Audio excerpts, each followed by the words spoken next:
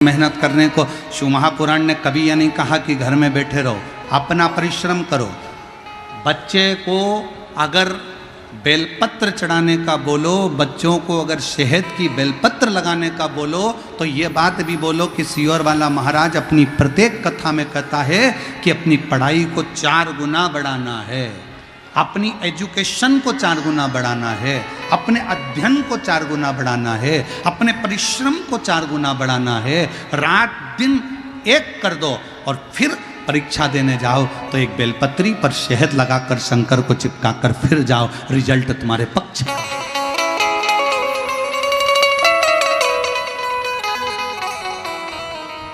अब दुनिया के लोग तो आधी बात बताते नहीं कि मिश्रा जी ने कहा है बेलपत्री पर शहद लगाओ, पर उन्होंने मिश्रा जी ने जो कहा कि मेहनत भी तो करो, परिश्रम भी तो करो।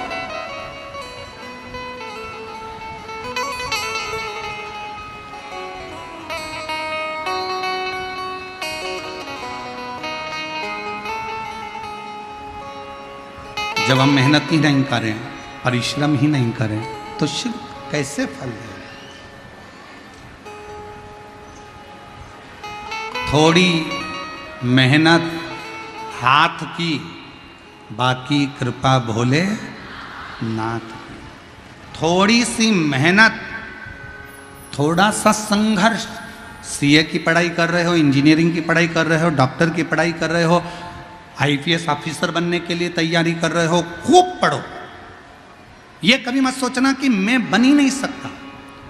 दुनिया की ऐसी कोई कुर्सी नहीं, कोई सिंहासन नहीं जिस पे तुम नहीं बैठ सकते। बस तुम्हारे अंदर का जुनून जागना चाहिए और तुम्हारे अंदर का विश्वास जागना चाहिए। उस सिंहासन पर तुम बैठ कर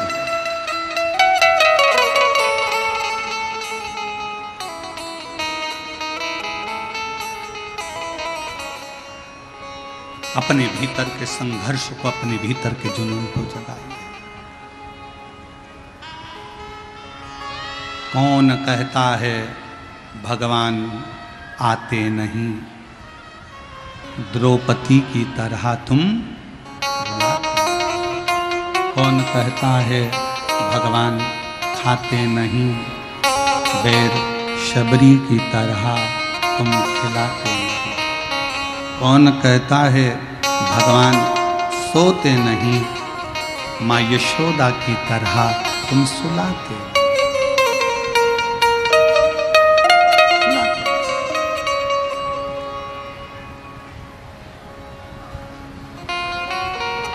किस किस को लाजवाब बनना है?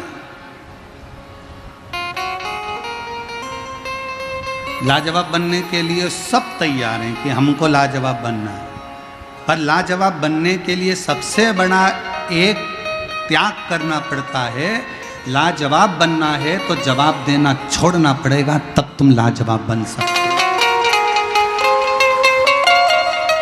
अब बहू सोचती है कि मैं लाजवाब बन जाऊं, अब बहू सोचे कि मैं लाजवाब बन जाऊं, पर तो जवाब सास ने कुछ बोला और उसने पलट के जवाब दिया। पत्नी कहे मैं लाजवाब जब बन जाऊं, तो पति ने कुछ कहा, उसने पलट कर जवाब दिया। पति कहे मैं लाजवाब बन जाऊं, पति ने कुछ कहा, पत्नी अपशब्द कह दी। एक दूसरे को जवाब देने की परिभाषा को थोड़ा कम करो।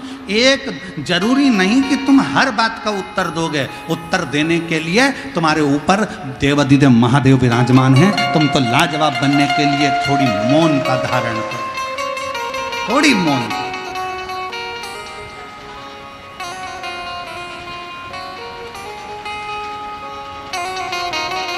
धनु राजा के 2 पुत्र थे।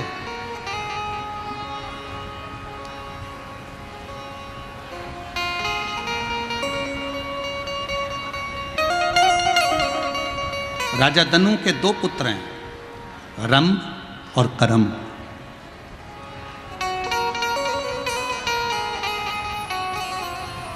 दोनों तप करने गए, तपस्या में लीन होने गए, और इनके घर में औलाद नहीं थी। रंभ के घर में भी औलाद नहीं थी और करम्ब के घर में भी औलाद नहीं। दोनों के घर संतान नहीं। दोनों तप करने चले गए।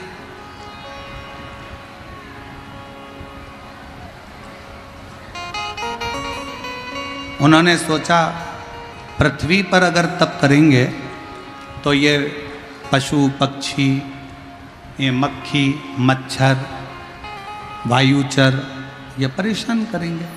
तो इन्होंने सोचा कि एक काम करते हैं, पानी के अंदर बैठकर तप करते हैं। दोनों की दोनों रंभ और करम पानी के अंदर बैठ गए। इतने में एक मगर आया और उसने करम्ब को खा लिया। एक भाई मर गया, करम्ब मर गया, अकेला रंभ बचा। और रंभ को मालूम पड़ा कि मेरे भाई करम्ब को मगरमच्छ खा गया, क्या करा जाए। अब इसने पानी में तप करना बंद करा, पृथ्वी पर बैठकर तप करना प्रारंभ करा, आसपास अग्नि लगा ली और बैठ गया तप करने के लिए। तप करता गया करता गया करता गया करता गया, तप इतना तीव्र कर लिया कि आखिरी में ब्रह्मा जी को आना पड़ा और ब्रह्मा जी को पूछना पड़ा कि यह बताओ कि तुम्हें चाहिए क्या।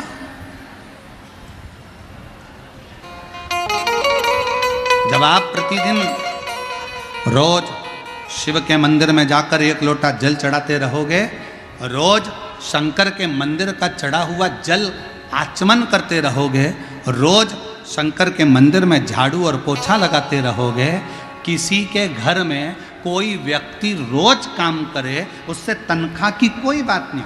तुम्हारी दुकान पर कोई व्यक्ति आए, रोज काम करे रोज काम करे रोज काम करे, तनख्वाह की बात नहीं हुई, तुमने तो रोज काम करवाया, तो धीरे धीरे तुम्हारे मन में भाव उत्पन्न हो जाता है। ए बेचारा चाय ला कर देता है, ए बेचारा झाड़ू लगा देता है, मेरी दुकान खोल देता है, तो तुम्हारे मन में भाव आएगा। तुम क्या करोगे, उसको चाय पिलाना चालू करोगे। फिर तुमने सोचा ले 10 रुपये रख लिया कर रोज, 50 रुपये रख लिया कर रोज, सेठ जी ने 50 रुपये देना चालू कर दिया। तनख्वाह की कोई बात नहीं है, ये तो बेचारा ऐसी ओटले पर बैठा था और इसने काम करना चालू करा। सेठ जी झाड़ू लगाना चालू करी, सेठ जी की दुकान पे चाय ला कर दी, सेठ जी का सारा ऑफिस साफ कर दिया, तो सेठ जी के अंदर दया प्रकट हो गई। उसने 25-50 रुपये तनख्वाह के देना चालू कर दिया। उसी तरह जैसे तुम शंकर जी के मंदिर में जाओगे, उनके मंदिर में झाड़ू लगा रहे हो, पोछा लगा रहे हो, जल चढ़ा रहे हो, उसकी ज्वारी लगा रहे हो, उसका श्रृंगार कर रहे हो, आचमन कर रहे हो जल का, तो एक ना एक दिन भगवान शंकर के मन में भी आ जाता है कि इसको तनख्वाह कुछ ना कुछ देना चाहिए, इसको कुछ ना कुछ देना चाहिए। और तेरे मंदिर में आना मेरा काम है, मेरी बिगड़ी बनाना तेरा काम, तेरी चौखट पर मैं आ ही गया, मुझे दर्शन दिखाना तेरा। एक पत्र है,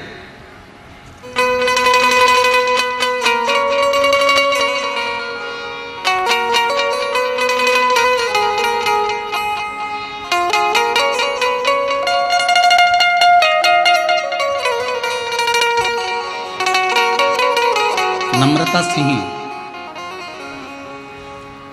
कौशल सिंह, ग्राम लाभा, जिला कटिहार, जिला कटिहार, ग्राम लाभा। पत्र को आप लोग एलईडी पर पढ़ सकते हैं, आस्था चैनल पर पत्र को पढ़ सकते हैं। नम्रता सिंह, कौशल किशोर सिंह, ग्राम लाभा, जिला कटिहार से हैं। कहीं बैठे हों और बच्चा आया हो साथ में तो उसको ला सकते हैं। मेरी शादी 2015 में हुई, मेरा पहला पुत्र 2016 में हुआ। जन्म के होते से ही उसके दिल में छेद था, उसके दिल में छेद था। डॉक्टरों को दिखाने के पश्चात 1 महीने का दवाई दिया और उन्होंने बोला इसे खाकर अगर कोई सुधार नहीं आया तो ऑपरेशन करना होगा। उसका इलाज कलकत्ता के रविंद्रनाथ टैगोर अस्पताल में चल रहा था। मैं बाबा की कृपा का क्या बखान करूं गुरुदेव, बाबा से क्या बोलूं। दवाई लेते लेते लेते लेते 2016-17 ऐसे निकलते चले गए पर ठीक नहीं हुआ, उसका दिल का छेद भराया नहीं। तब एक बार चैनल बदलते बदलते आपकी कथा मेरे को समझ में आई और मैंने कथा पर विश्वास किया। गुरुदेव, मैं उस बच्चे को 2016 से ऐसे संभालती जैसे कांच का सामान होता है गुरुदेव, क्योंकि डॉक्टर ने कहा था इसका दिल का छेद नहीं भराया तो इसको बहुत संभाल कर रखना पड़ेगा। डॉक्टरों को जगह जगह जाकर दिखाया, कोई आराम नहीं लगा गुरुदेव। समय निकलता गया, तब एक बार हम मन में विचार करें कि अब करें तो करें क्या। हमने बाबा का एक लोटा जल अपने बच्चे को पकड़ाया, शिवजी के मंदिर ले जाना चालू करा। शिवजी के मंदिर में जल चढ़ाते, उस जल को लेके बच्चे को पिलाकर उसके हृदय को लगा देते। बाबा एक बेलपत्र बच्चे को नंदी के पास बिठाकर खिला देते। आज मैं बाबा को धन्यवाद देने आई हूँ। दूसरी बार जब हम वापिस कलकत्ता के हॉस्पिटल में दिखाने के लिए पहुँचे तो डॉक्टरों ने कह दिया अब तुम्हारे बेटे का जो दिल में छेद था वो भरा गया है, ऑपरेशन की जरूरत नहीं है, ऑपरेशन की जरूरत नहीं है। आज मेरा बेटा पूर्ण तरह से स्वस्थ हो गया गुरुदेव। हम बाबा को पंडाल में कथा सुनाने के लिए लेकर आए हैं और यहाँ प्रणाम करने के लिए आए हैं। और तेरी कृपा का क्या है भरोसा, कब किस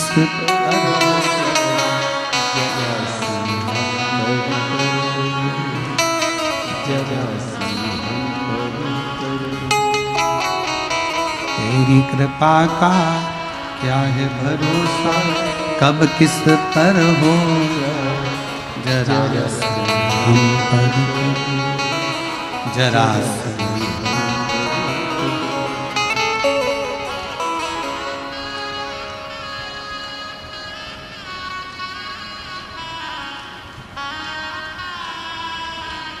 सबका कल्याण।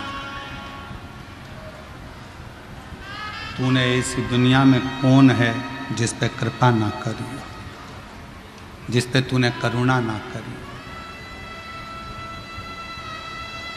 ब्रह्मा ब्रह्मलोक में, भगवान विष्णु बैकुंठ लोक में, पर इस पृथ्वी का तो एक ही देव है और इस पृथ्वी का वो देव अधिदेव महादेव है जिसका एक लोटा जल हमारे जीवन की सार्थकता सिद्ध कर देगा, सार्थकता सिद्ध।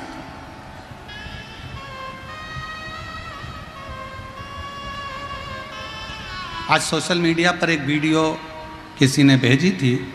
एक माँ यहाँ अपने बच्चे को कथा सुनाने के लिए लेकर आती है, एक पत्नी अपने पति को कथा श्रवण कराने के लिए लेकर आती है, एक माँ अपने बेटे को कथा सुनाने के लिए लाती है। शायद आप लोगों ने भी उसकी वीडियो देखी होगी। हमको तो वो वीडियो भेजी थी तो हमारे स्मरण में वो आई कि उसने अपना चरित्र जब वो सुनाया तो आंख में से आंसू झड़ रहे थे हमारे,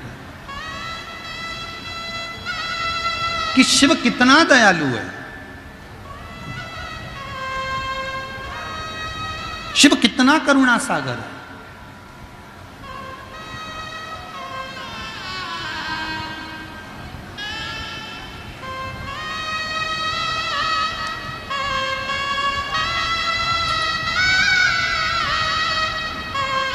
सुषमा देवी, पति विजय शंकर झा, पंचगढ़िया सहरसा बिहार से हूँ।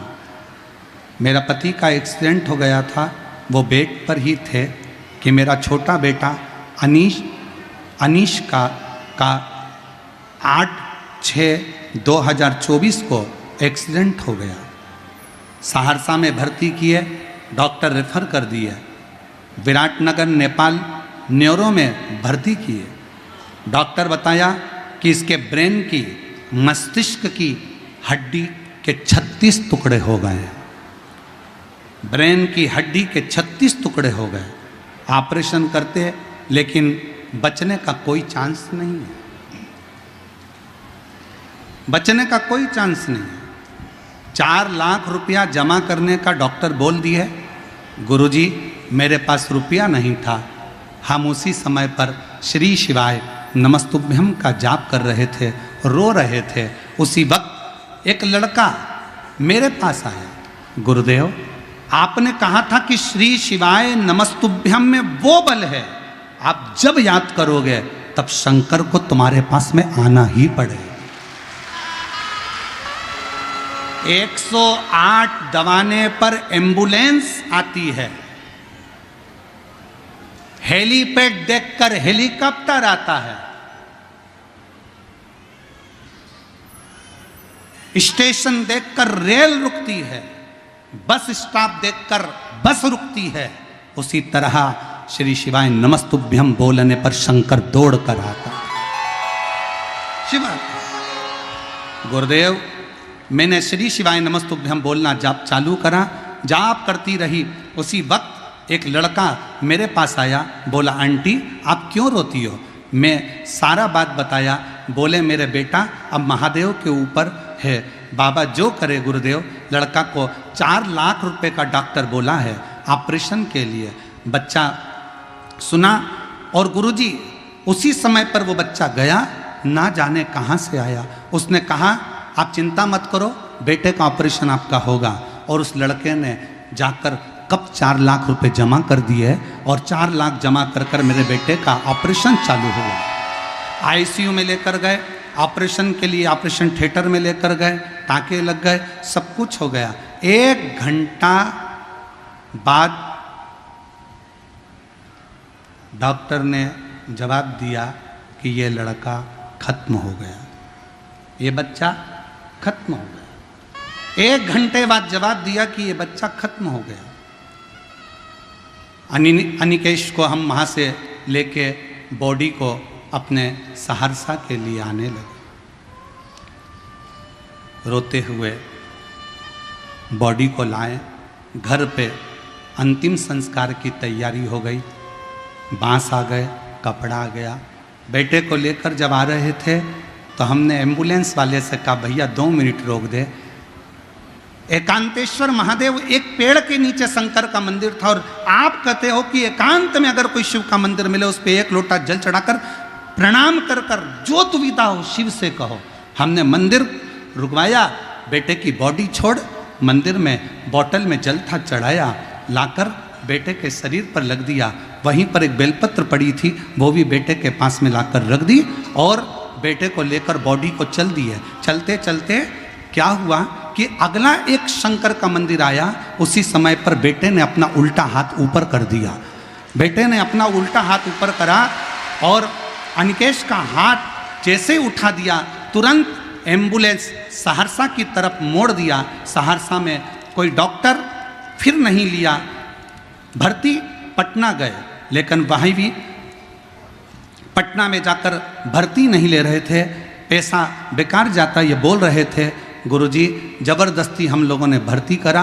रोज मंदिर जाती, प्रणाम करती, 1 लोटा जल बाबा को चढ़ाती और उसी बीच में मेरी देवरानी सीहोर गई, रुद्राक्ष लाई, जल चढ़ाकर बाबा का बेटे को लगाती। आज मेरा बेटा बाबा की कृपा से अंतिम संस्कार का सामान तो वापिस गया और मेरा बेटा आज वापिस लिया।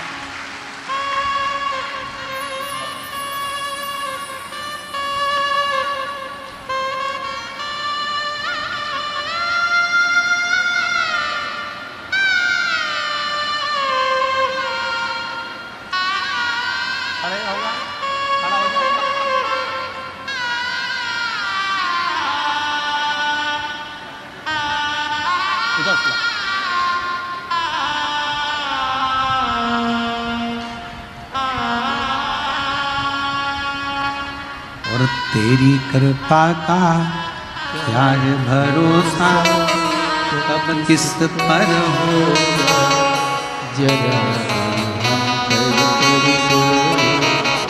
जरा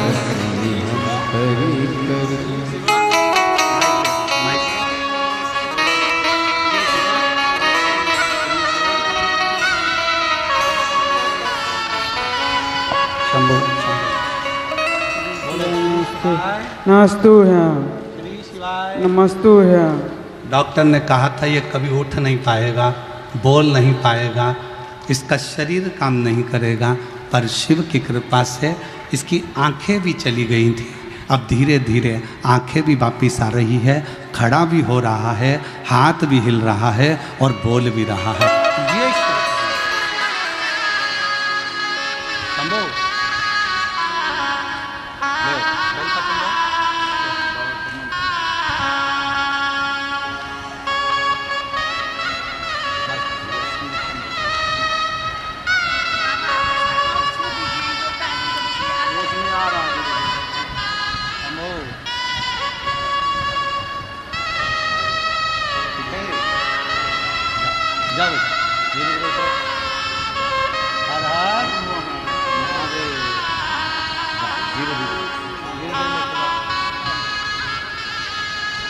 खाली ना जाता कोई दर से तुम्हारे, खाली ना जाता कोई दर से तुम्हारे, मैं भी खड़ी हूँ नदी बाहें अपने हृदय से लगा लो, लगा गिरा जा रहा हूँ, भोले अपने हृदय से अब तो ना गिरी जा रही।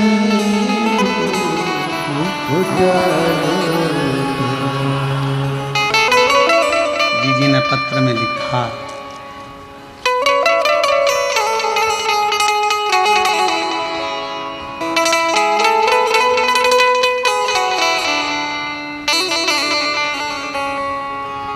पटना के डॉक्टर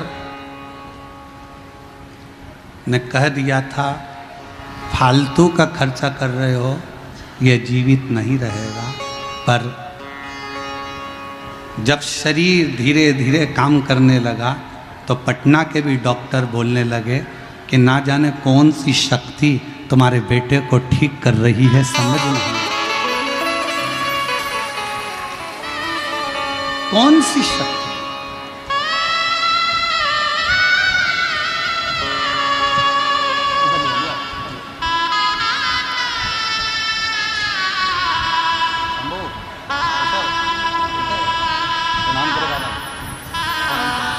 यही वो बच्चा है, 2016 से इसके दिल में छेद था और छेद भरा या नहीं था तो डॉक्टर इसका ऑपरेशन का कर रहे थे और जीजी ने शिव जी को जल चढ़ाना, पिलाना, बेलपत्र खिलाना, श्री शिवाय नमस्तुभ्यम का जाप किया।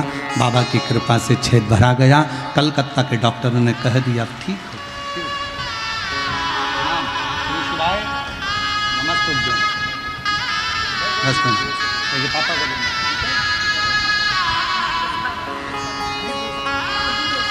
रिश्ता तेरा मेरा सबसे प्यारा, तू मेरा बाबा मैं हूँ तेरा लाला, मैं हूँ तेरा, तू मेरा बाबा मैं हूँ तेरा लाला, मैं हूँ उसका भरोसा। जब आप मुख से श्री शिवाय नमस्तुभ्यम का उच्चारण करते हो, शिव तुम्हारे करीब में आता है, शंकर नजदीक नजदीक। एक लड़का 3 साल से कोमा में पड़ा है।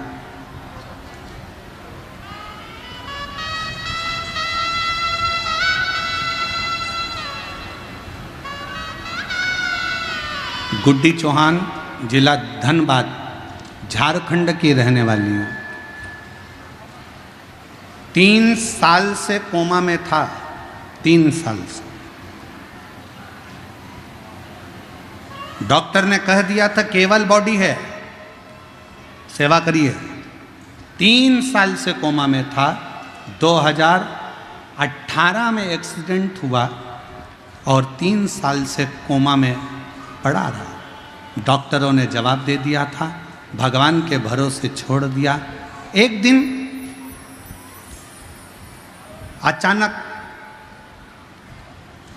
बाबा की ऐसी कृपा हुई, कथा सुनते सुनते टीवी पर आपकी कथा चल रही थी। हमको नहीं मालूम कि वो कथा हमारा बेटा भी सुन रहा है। वो कथा कानों में गई। जिसने 3 साल तक अपने हाथ की एक उंगली नहीं उठाई, जिसने 3 साल अपनी आँखों को नहीं नटेरा, उसने आज कथा सुनते सुनते, जैसे ही आप श्री शिवाय नमस्तुभ्यम कह रहे थे, उसी समय पर मेरे बच्चे ने अपना हाथ उठाया, उंगली उठाई, हमारा भरोसा जागृत हो गया कि मेरा बेटा अब जाग सकता है। गुरुदेव, मेरी बहन सीहोर गई, वहाँ से कंकड़ शंकर पूजन किया, वहाँ से एक कंकड़ मुझे लाकर दिया, जसपुर की कथा सुनी और मुझे बोली, दीदी पर बाबा पर भरोसा रखना, शंकर कंकर का जल चढ़ाकर इसको जरूर देना। बाबा की ऐसी कृपा हुई गुरुदेव, अब मेरा बेटा हाथ उठाते उठाते अब बेटे का बायां अंग पूरा उठने लगा और पैर भी उठाने लगा और वो धीरे धीरे कोमा से बाहर आया। मैं बाबा को यहाँ प्रणाम करने के लिए आई हूँ।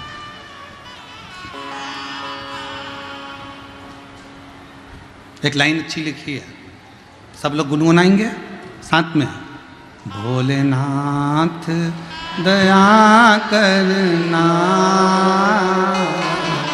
मैं तेरे भरोसे, मेरे बाबा दया करना,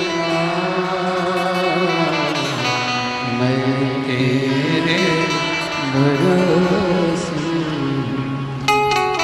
ना घर के भरोसे हूँ, ना परिवार के भरोसे हूँ, ना घर के भरोसे हूँ, ना परिवार के भरोसे हूँ, मेरे बाबा दया करना, मैं तेरे भरोसे। सिंहेश्वर नाथ दया करना, मैं तेरे भरोसे। हम उसके आश्रित थे,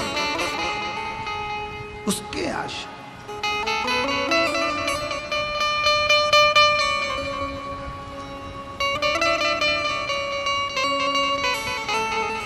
ऐसी कौन सी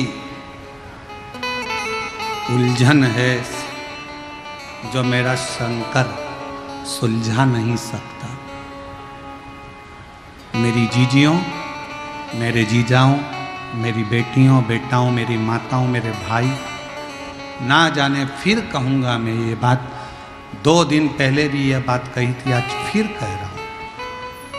ना जाने कौन सा पुण्य बिहार के इन लोगों ने, भक्तों ने करा है, जो सिंहेश्वर बाबा की इस पवित्र भूमि पर बैसाख में प्रदोष के दिन कथा को सुन रहे हैं। कौन सा? और दिल लूट लिया सिंहेश्वर के निवासियों ने। हम देख रहे थे रास्ते में से आते आते, कोई पानी पिला रहा, कोई शरबत पिला रहा।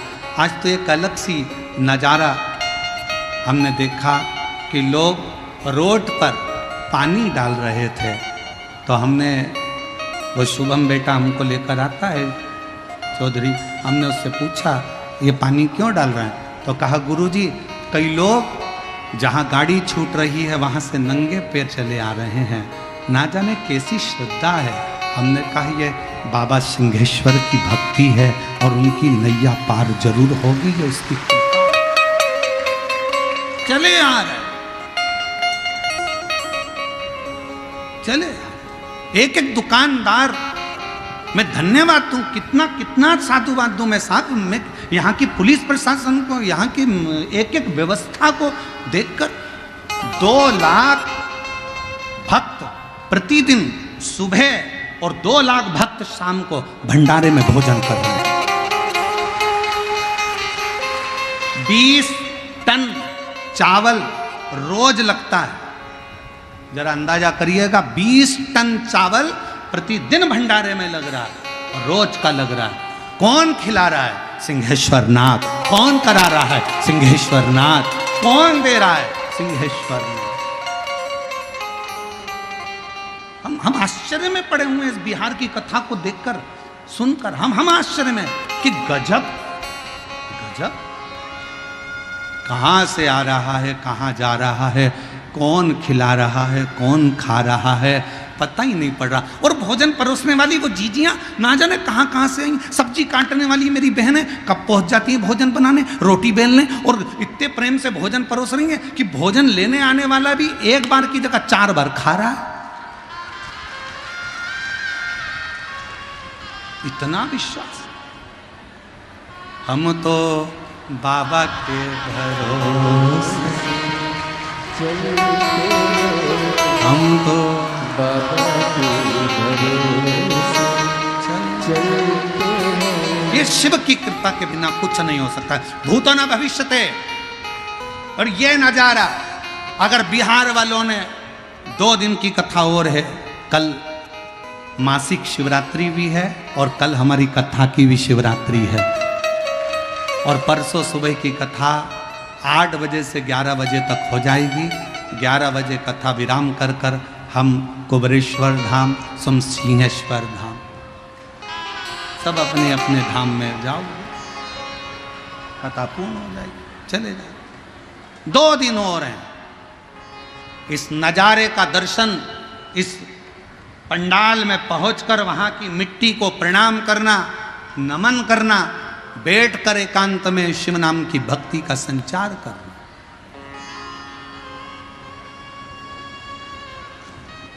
जो दिन में नहीं आ सकते वो रात्रि में आकर बैठकर 2 मिनट श्री शिवाय नमस्तुभ्यम प्रणाम करो।